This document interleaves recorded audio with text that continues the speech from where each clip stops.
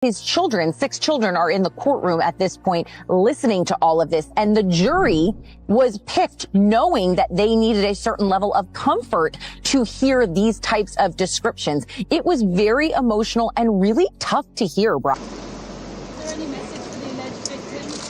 Do you apologize on behalf of your father? Do you believe your father's innocent? Do you still convince your father hearing that testimony? Do you apologize on behalf of your father? For the first time, the three Combs sisters appeared at the trial to provide emotional support for their father, but less than an hour later, they stood up, embraced each other tightly, and left the courtroom in tears. What exactly did the video shown at that moment capture that even Diddy's own daughters could not bear to witness? That video is arguably the most important piece of evidence because it sets the stage when we're talking about coercion or fraud or force. We need you to step to the side. Step to the side, please. Let's give us a little space. Give us a little space. Give us a little space. In Manhattan federal court, the air was still before the trial began. Cassie presented a previously unrevealed video purportedly capturing footage from a controversial freak-off holding the key to the allegations against Diddy.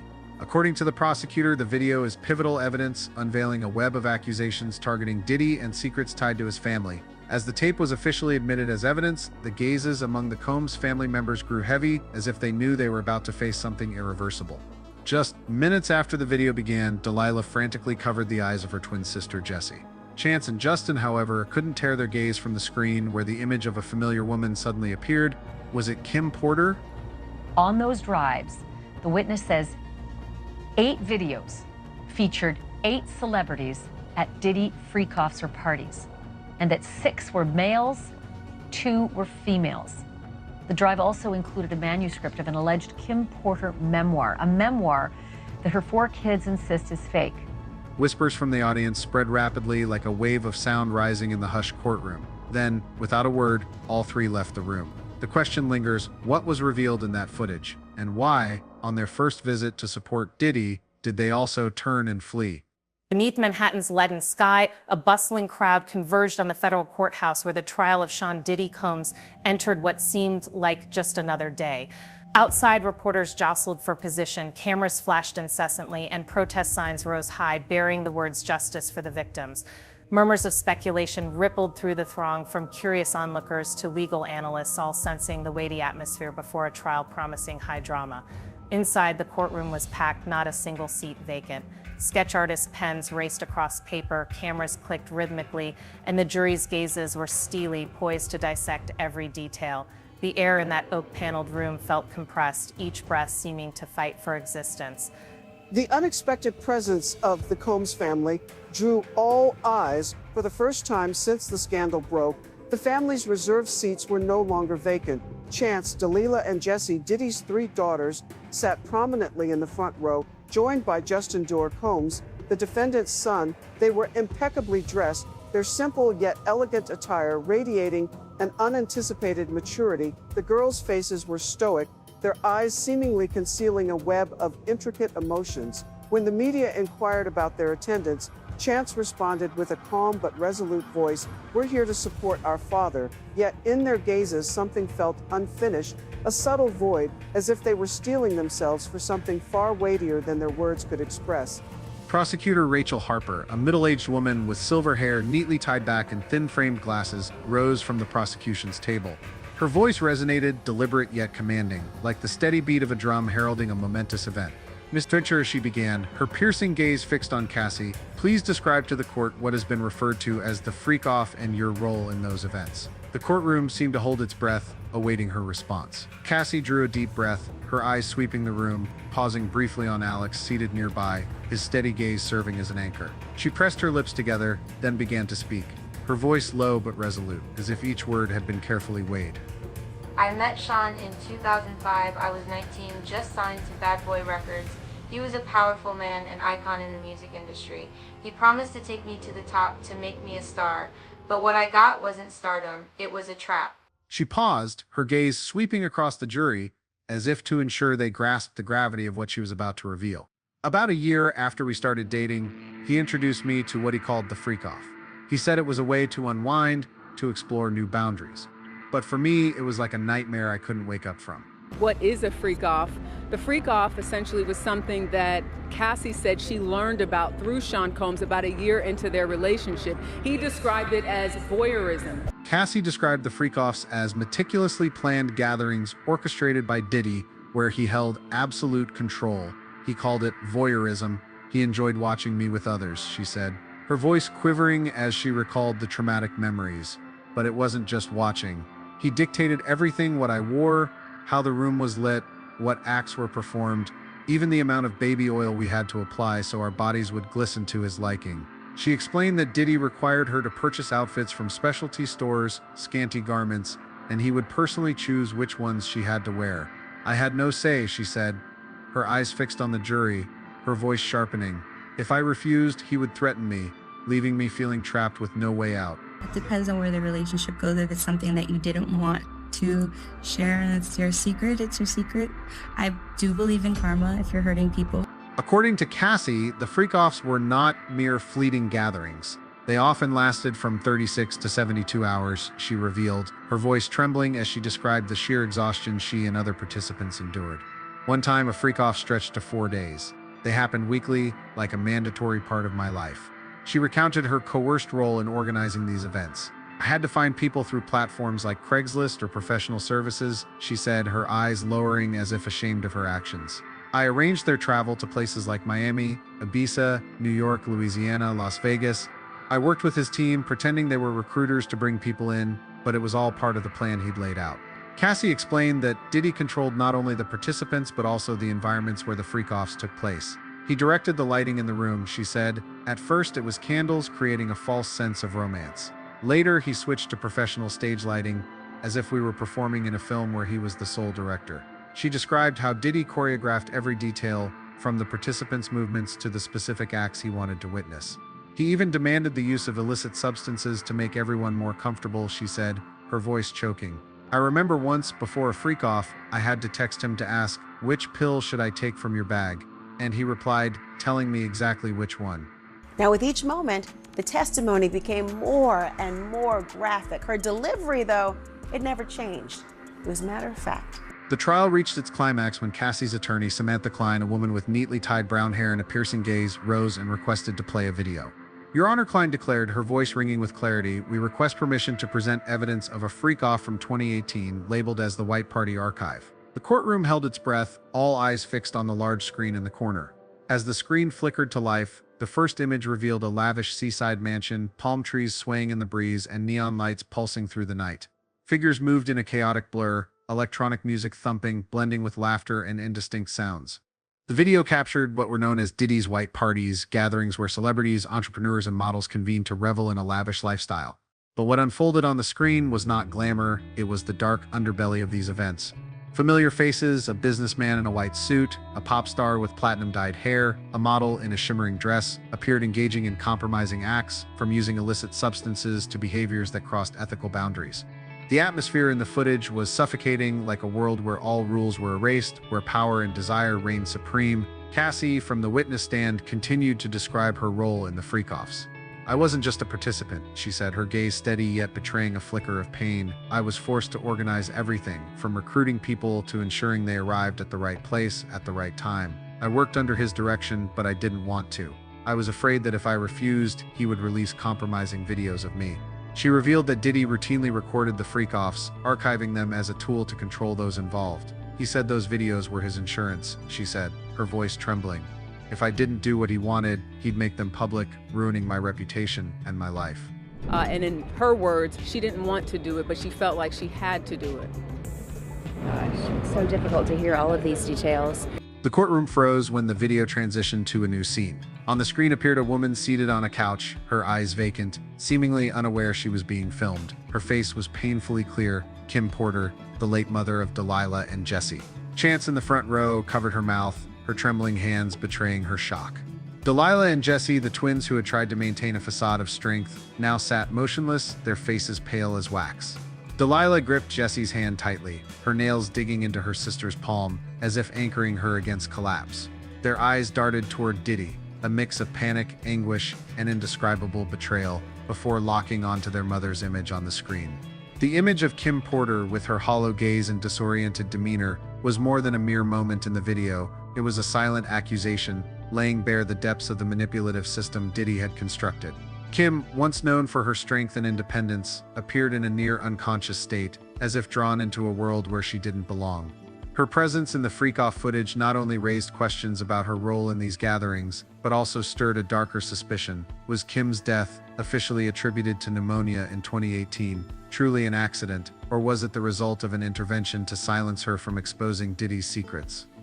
They might got into a little spat, a little fight, or something went down, and Puff did that play fighting stuff that he always do, and that pillow fighting stuff, and probably smothered her. Have a good evening, guys.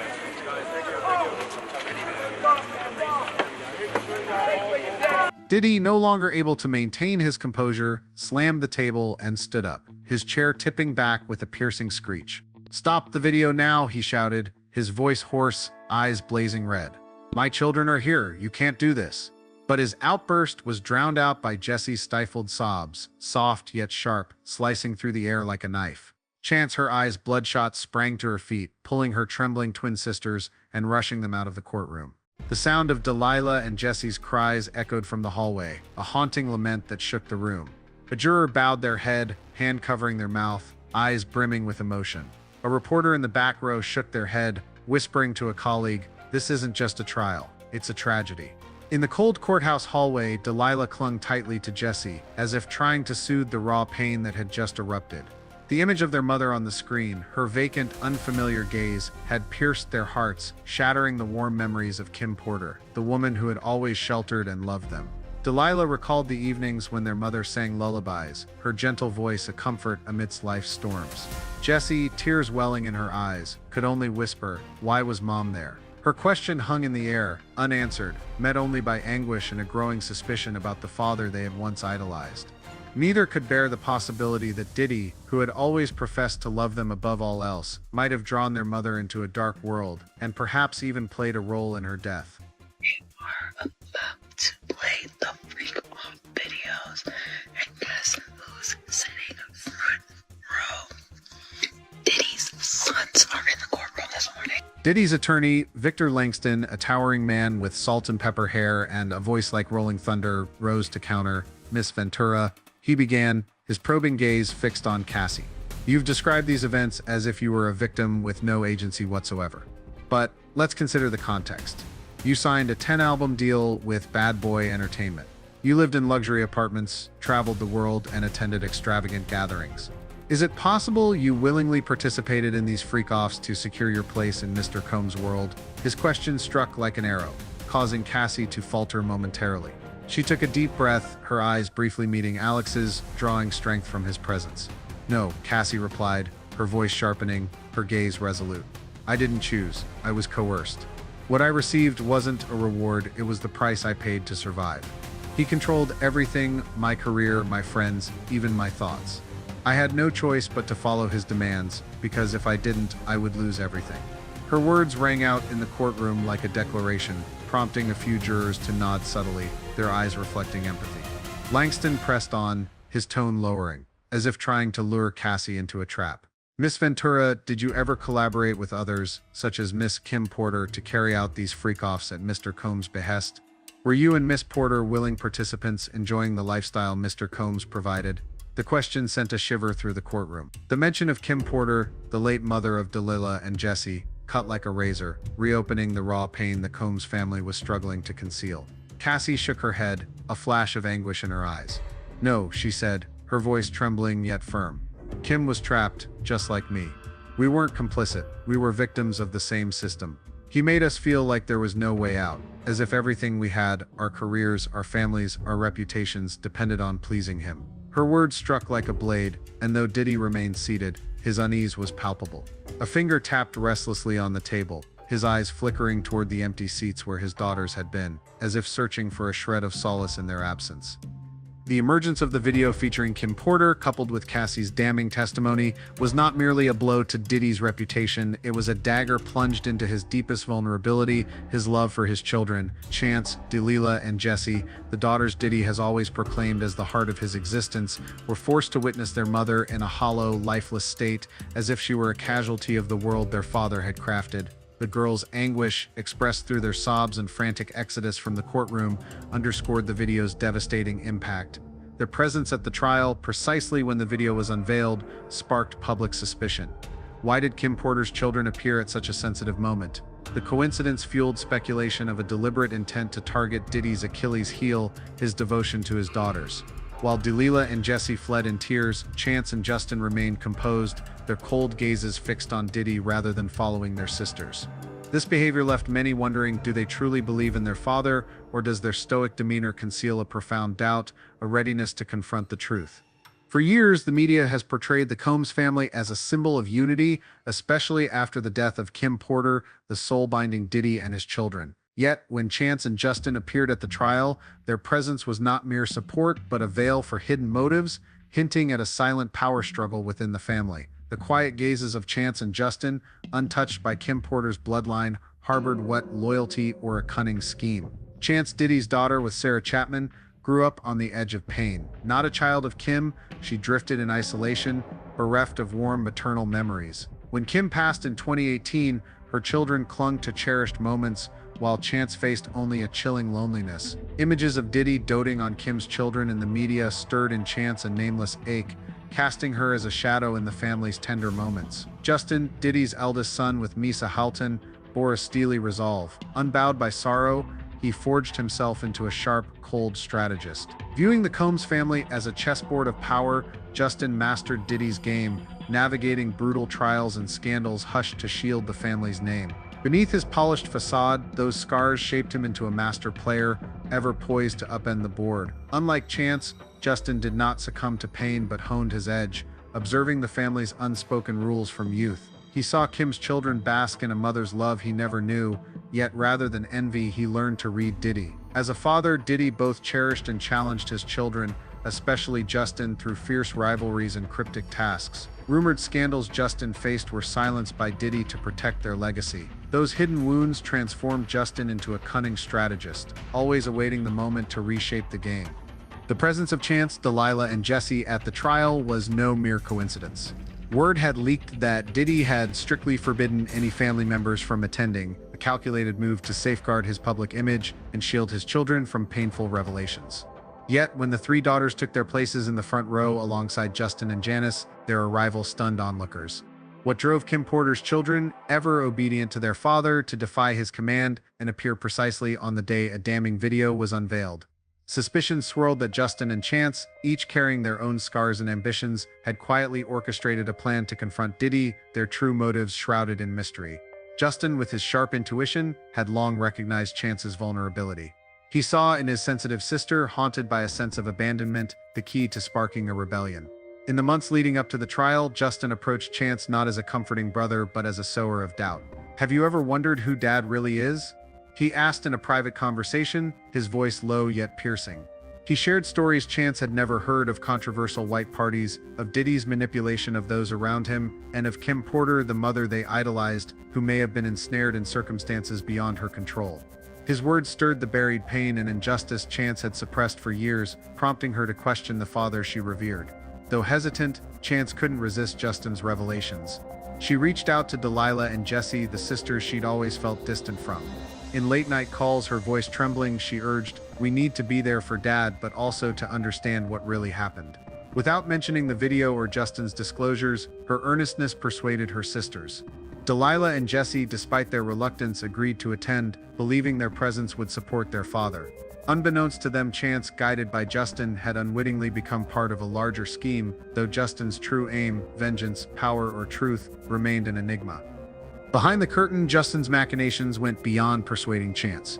Whispers emerged that he orchestrated the delivery of the 2018 White Party archive video to Cassie Ventura's lawyer, Samantha Klein. The footage capturing Kim Porter in a vulnerable state at a white party was no random find. Confidential sources suggest Justin tapped his network of allies to funnel the video to Cassie, ensuring it became a pivotal piece of evidence. Yet, he moved with caution, fully aware of Diddy's loyal inner circle, ready to shield him at all costs. To safeguard Cassie and her husband, Alex Fine, Justin allegedly arranged discreet security, though this remains speculative. "She's the only one who can speak the truth," he texted a friend via an encrypted app, his tone icy yet resolute if rumors hold true. As the trial unfolded, tension gripped the room. Cassie took the stand, recounting years under Diddy's control, threats and abuse that trapped her in fear. "He wanted me to be his entirely," she said, her voice low but sharp, riveting the jury. Chance, Delilah, and Jesse sat in the front row, each wrestling with private turmoil. Chance masked her unease, torn between loyalty to her father and the truth Justin revealed. Delilah and Jesse, unaware, gazed at their father with love, only to recoil in panic as the video played. When the White Party archive was unveiled, the screen revealed a seaside mansion, neon lights flickering, and chaotic figures, including Kim Porter, the mother who raised them. Delilah and Jesse, frozen in shock, fled sobbing, their cries echoing like a blade through the hall. Diddy leapt up, roaring to stop the video, his eyes blazing, but they lingered on Chance and Justin, sensing their foreknowledge. Chance, her face steely, met her father's gaze, her unflinching eyes demanding answers. Justin, arms crossed, his stare cold, stood unmoved by Diddy's rage. Within him, a chilling satisfaction bloomed as his father's empire teetered under the weight of exposed secrets. Yet, deep in his soul, a pang lingered, where a faint love for the father he once idolized still flickered, tearing him between justice and the agony of betraying blood. On X, the public buzzed with speculation. Hashtags #KimPorterTruth and #DiddySecrets trended, lauding Cassie's courage. She shattered the silence, one post read, praising her resolve. But Kim Porter's video sparked questions. Why did Chance and Justin, not Kim's children, ensure their sister's presence? Some on X speculated that Justin exploited Chance's emotional wounds to exact revenge on Diddy. "Justin craves power, Chance seeks truth," one comment asserted. The trial of Diddy transcends a mere legal battle. It serves as a stark warning about power, manipulation, and the secrets lurking beneath the glamour of the entertainment world. Cassie Ventura's testimony, bolstered by the Freak-Off video, laid bare a realm where Diddy reigned supreme, turning figures like Cassie and Kim Porter into instruments of his ambition. The meticulously staged Freak-Offs, with their suffocating atmosphere, were more than parties, they were emblems of Diddy's absolute control over those in his orbit. The emergence of Kim Porter's image in the video forced Diddy's daughters, Chance, Delilah, and Jesse, to confront a harrowing truth. The father they once idolized may have drawn their mother into a dark underworld. The anguished cries of Delilah and Jesse as they fled the courtroom bore witness to the wounds inflicted by these revelations. Meanwhile, the stoic composure of Chance and Justin sparked questions. Do they truly believe in their father, or are they concealing private agendas? As the trial presses on, the public awaits answers to deeper questions. Were the Freak-Offs merely a facet of a lavish lifestyle, or evidence of a meticulously organized criminal network? More crucially, was Kim Porter's death truly an accident, or a secret Diddy sought to bury? These lingering uncertainties cast a long shadow, challenging the world to unravel the truth behind the man once celebrated as a cultural icon.